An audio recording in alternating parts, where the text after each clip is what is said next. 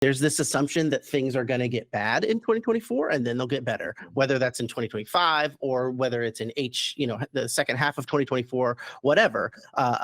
There across all of these different levels, when you're specifically within the apartment market, there is this idea like it's going to get worse before it gets better. Apartment values will go down, maybe then they'll go back up later. Rent growth will go down, then they'll go back up. Interest rates and apartment supply will stay elevated, then they'll go back down. The economy is going to cool down, and then it'll bounce back up. The timing of any one of these things is going to be different than the others, but a lot of them are connected, either like causally or just, especially if it's things like apartment supply or an economic downturn, that can affect rent growth in different ways, but still, has that correlation. So hypothetically, you can maybe time it, and that's what I'm thinking about is how important and really how risky it might be for multifamily investors that want to get this timings just right. And so, I've got some hypothetical questions and stuff about, what would happen if you got caught on the wrong end of it. And a lot of this seems to boil down to interest rates. That's what I'm thinking about, and that's the subject of this first article from Reuters. Is if you're trying to like get ahead of interest rates, and that can leave you a lot more vulnerable than if you were trying to maybe predict rent growth or something like, or just enter into a discussion with another, with an apartment seller. You can negotiate a price, but you can't necessarily change the Fed's mind. So there are things that are inside and outside of people's control, and I just see this potential risk of. Okay, and so let me just boil it down too, because I'm all hot and bothered. Yeah, let's go. So just hypothetically, let's say that most multifamily investors and institutions are on the same page. Things are going to get bad, then they'll get better.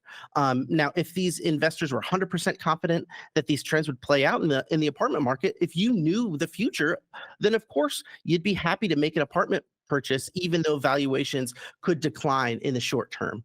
But then let's kind of drill down even further. I mentioned how apartment supply is expected to flatten rent growth. That's kind of one way apartment valuations could be lower. But the other factor is like the difference between throwing cold water or jet fuel, or flaming jet fuel, I don't know, on the market, which is interest rates. So much of the shift from getting bad to getting better depends on interest rates, like I mentioned before. Saying that they affect the economy is almost cliche, but it's the pivot point between good and bad, whether you're talking about the economy or you're talking about the specific capital markets for multifamily. So if you want to get ahead of this, and you make a prediction that, let's say, interest rates are going to go down to 2.5% by the end of 2025, which isn't like a wild guess. But if you get that wrong, instead that they're 4% at the end of 2025, then you get the worst of both worlds. You try to survive this temporary hardship, and then the relief never comes. It just stays being hard. So that's what I mean about like the risk. The real risk is like, okay, if it is higher for longer, and you made a bet that then it's real misery that you might be facing. So what you're saying, Matt, is, and what I'm hearing, and I think it's really smart, and I think folks should take note, is that if you're looking at an investment, whether you're a GP putting a deal together or a limited partner evaluating a deal, if certain things have to go right that you're not in control of, if you're counting on certain macroeconomic events, you need interest rates to come down to a certain level to achieve your not just your target, but to hit even break even, or to get an acceptable return. There's a significant degree of risk, and you might get it right. Investors might get it right, and maybe they thread the needle and rates come down right when you predict. But I mean, 80 to 90% of economists, Matt, have and inaccurately forecasted the economy over the last couple of years. So to think that all of a sudden you're going to be, something, one, you have the superior knowledge and foresight to outpredict 80% of economists. Well, I mean, maybe you can, and props to you, but come on, like let's get over our ego a little bit and Yeah. like admit that, we can't predict the future. Like we don't know. And if you're unhappy with what the deal how the deal would look if conditions remain the same. For example, so if cap rates stay where they are, right now, then they're in the mid Hmm. 6%. They're 6% ish, 5.5 to 6%, depending on the location and the vintage. Just say, if that doesn't work, if you need a 5 cap on your exit, that's concerning. There's some risk. Yeah. Can you get the 5 cap? Certainly, I think there's a good chance we're going to go back to 5 caps in the next couple of years, maybe even some sub 5 caps. But I certainly not going to, bet the farm on it by any Hmm. means. Not taking those types of calls because I don't think that I'm that smart or that intelligent, or I have some, superior, knowledge base. Same thing, I need interest rates to be at a certain level to refinance in 2 years. Well, yeah, are rates going to come down? Yeah, I think so. Probably almost most people will say that they will. But now we do this every week, and we joke that the narrative on where rates are going changes every couple of weeks, and the Hmm. 3-week mark is here. Maybe it's plus or minus. 6 weeks ago, or now going back further than 6 weeks ago, when the 10-year Treasury was brushing up against 5%, the overall consensus was higher for longer. We're going past 5%. We're going to see Hmm. much higher rates for a much longer period of time. Then all of a sudden, weeks later, the 10-year Treasury collapses and falls. Jerome Powell makes a huge, pivot, saying we're probably, we've done some good work on inflation. We're probably going to lower the Fed funds rate next year. We're thinking about it at least. Now the 10-year Treasury is down from 4%. The narrative was rates are going to be coming down so quickly. Everyone, is off to the races. The stock market was taking off. Now the narrative's changed again, and that's what this Reuters piece is Yeah. really getting into. Is really saying that there's a, you know, again, it's not, higher, is relative, but again, there's somewhere in the speech is money markets are seeing Federal Reserve keeping interest rate above 3% for years. Now 3%, is 200 basis points, more than 200 basis points below where it is today. And I think a Fed funds rate in the 3% range would be, relatively accommodating relative to where it is today. But again, government spending and other inflationary pressures, including the job market and the labor market and wages. I mean, we just had an incredibly strong jobs report come out today, Matt. I think Hmm. 218,000 jobs were added, which was a big surprise. And it's going to be probably revised down, but still a lot more jobs than was anticipated. That's Yeah. good news for the folks getting jobs and higher wages. It's bad news for inflation, which is a hidden tax on consumers. Anecdotally, talked about this last week, Matt. So we didn't really predict it because we didn't make a call. We don't usually to do that, but we said I'm looking around, and again, it's the service industries. No one has enough staff. Yeah. No one is working. Everyone's trying to hire, and there's labor hoarding going on of saying I can't fire these folks even if I don't need everybody right now. I can't even afford it, but I can't afford not to have um, the staff that I have right now. I have to Yeah. pay them top dollar if I want to operate. Yeah. And that's what I was like, labor short. People say labor shortage, just say labor's more expensive now. It's not like the labor short. It's like if you raise your wages enough, and that the cost of labor is increasing. Well, sure. I think it's a good point, but I think that there is a shortage of labor at prices that business owners want to pay. And Yeah. Yeah. but you're right. Yeah, if you raise those wages, which again is what I'm saying, the wages are going to have to rise because I don't Yeah. know. I've been in so many restaurants. Again, this is anecdotal. But I noticed it in the pandemic at the same time, and it foreshadowed a little bit of the extreme growth that we saw in wages. Is that, I mean, you can't find enough people. Yeah. People are finding jobs elsewhere, better paying jobs. The service industry, retail, working in restaurants, that's hard. That's hard work. Yeah. I know you've done it, Matt. I've done it. It's like long hours on your feet, and Yeah. there's if you can make a better wage doing or similar, doing something different, people are going to do it, and so that's going to continue this, or at least fuel this idea of a wage price spiral or a feedback loop. Mhm. And, from the beginning, the Federal Reserve was raising interest rates to try to tame inflation. And really, the only way to do that is to tame the labor market. Now, the demand side is kind of corrected on itself, and we're seeing kind of normal demand. We're not seeing all the supply bottlenecks and pressures, but things are still cooking really, really hot. And so it's Yeah. hard. It's going to be harder for the Federal Reserve to lower the Fed funds rate if they're seeing inflation, well above their 2% target. We're Mhm. still at 3%. And if they want to get to 2% average, they have to be really below 2%. Now, we're going to get into this a little bit, Matt, but there's a lot of calls for recession in 2024. In the Cushman & Wakefield piece that we're going to get to in a minute, they're calling for Q1 2024, which, I mean, that's Sounds a whole lot like last year. sounds a whole lot like last year, but also we're in Q1 2024 right now.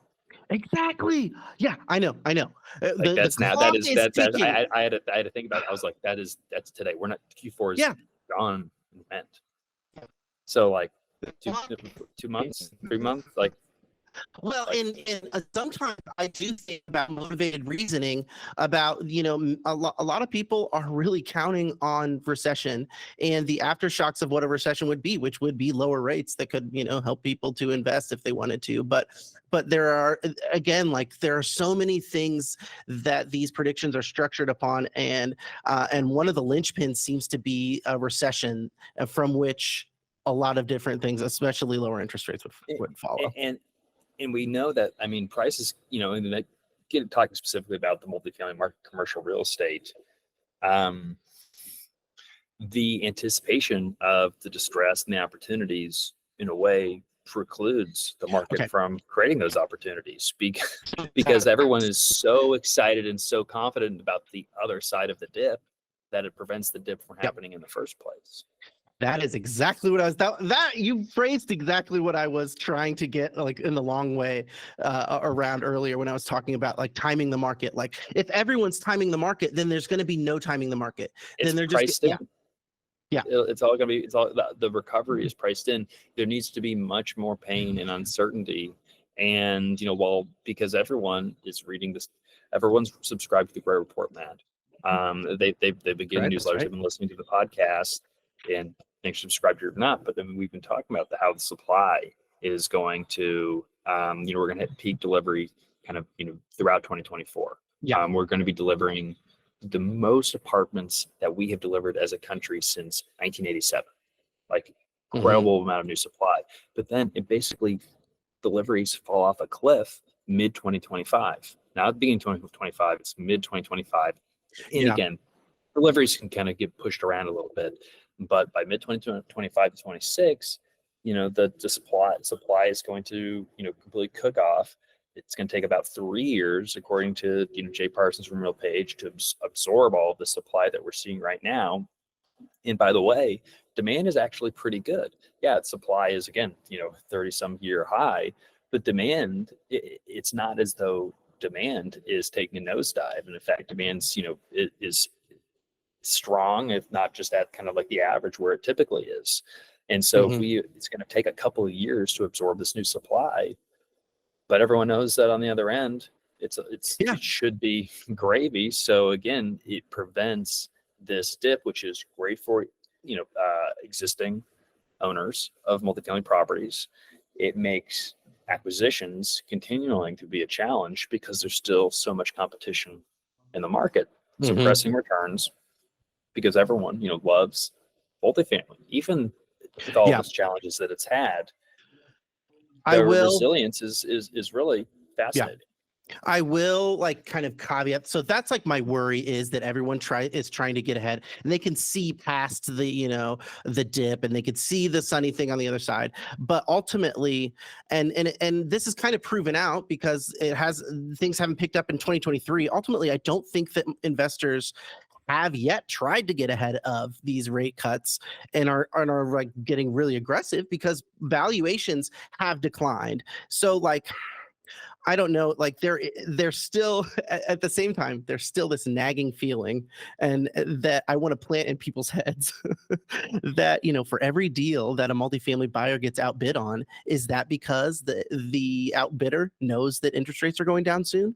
Now I'm saying no here ironically, but it may not be everyone's like feverishly getting ahead, but like there is, that's part of people's logic, it seems like, and that is an ingredient in their logic that may be misplaced if they are, really hoping for relief. And the other thing I wanted to mention too is not just that interest rates could go down to 3%, but that 3% is still elevated. People have been dealing with interest rates below 3% for about 10 years, or really even more. So the normal for interest rates, what this Reuters thing is saying is for the next 5 years we could be in the 3.5 to 3% range, which was not true for the past 10 years.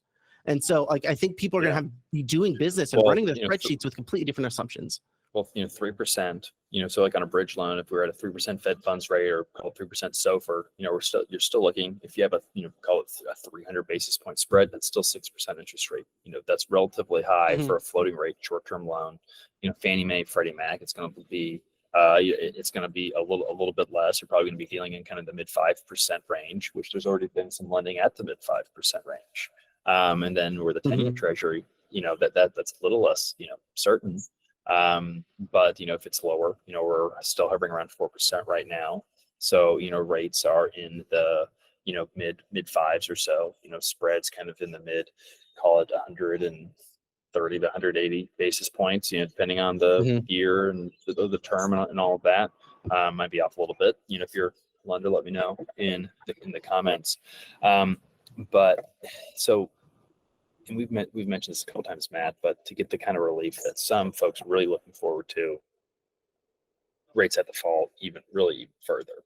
Yeah. Now it's going to benefit some that values maybe don't decline nearly as Mhm. much because there's a lot of demand in the market. That's going to help on refinances and in sales. But again, the acquisition space, investors are going to have to be more willing to accept, kind of more middle of the road returns, knowing that, hey, there's a real chance here that there could be an upside surprise. But kind of the base Mhm. case, as we're talking about earlier, is going to be lower than we've seen the last 10 years. Yeah. The only way to produce, significantly outsized returns is to kind of really go out on a limb and speculate, which I think is totally fine and appropriate to do as an exercise to see where that investment could go if certain conditions are met. But if you're doing that, you got to be doing the opposite of, what if conditions deteriorate, try to, for not a specific black swan event, but, materials kind of slow down in the economy, Yeah. more supply coming online than we've anticipated. I think stress testing and underwriting to a variety of different scenarios is really appropriate and gets you out of that kind of mono model of here's just we have one Yeah. model of assumptions that this is the way the deal's going to work. Because in reality, again, we can't predict the future, and we certainly can't accurately predict with great accuracy, the many dozens of assumptions and inputs that goes into a Yeah. long-term, multi-year financial model and forecast. Yeah. And So, and like, it's a even, lot. some of them are more predictable than others. Even like rent growth, you can find the markets maybe that are more resilient, but there are some things that are just too big. Maybe if you have if Jerome Powell's cell phone number or something, you can get a tip on where interest rates are headed, but probably not for most investors. So I'm not going to count on specific knowledge of where interest rates are headed. And I think you'd again, get a shut the effing door response for giving them a yeah, class. yeah, yeah, yeah. That's right. Um,